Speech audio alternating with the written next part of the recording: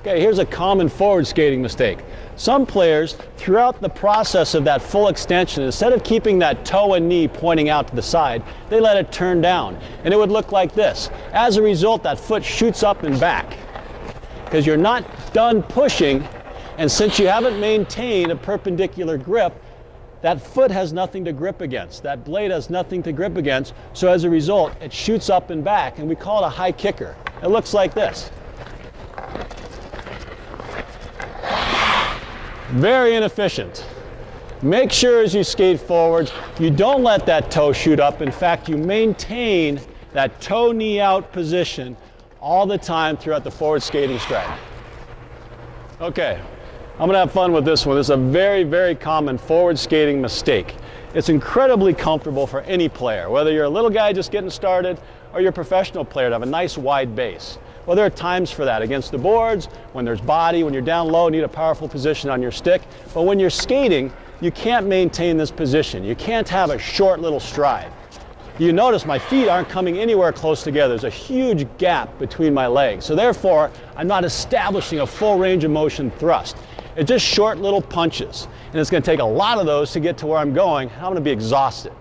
We call it railroading. Notice that I'm skating with my feet really, really far apart, and I'm getting here in 35 or 40 pushes rather than 6, 8, or 10.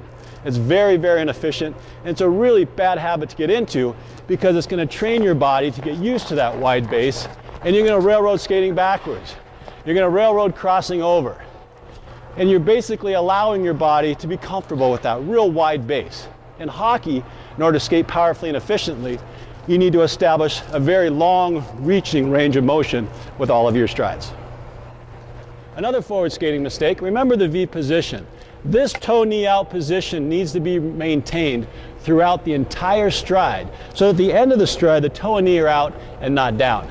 Some players push and turn the toe forward, only to have to open it back up. It's a lot of added motion. Remember, we don't want to travel straight. We want to travel across that plane of direction. Here's another forward skating mistake. Just like skating backwards, we do not want a yo-yo. You do not want your head to go up and down. I'll demonstrate a yo-yo. I have great power, and what I'm doing is I'm wasting that power, taking my head up. Essentially, I'm jumping upwards as I skate, and I let that head go up and down. I'm quite tired.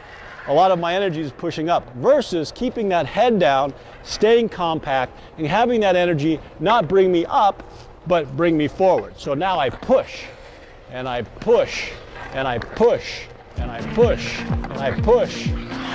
I want my power moving me this way, not that way.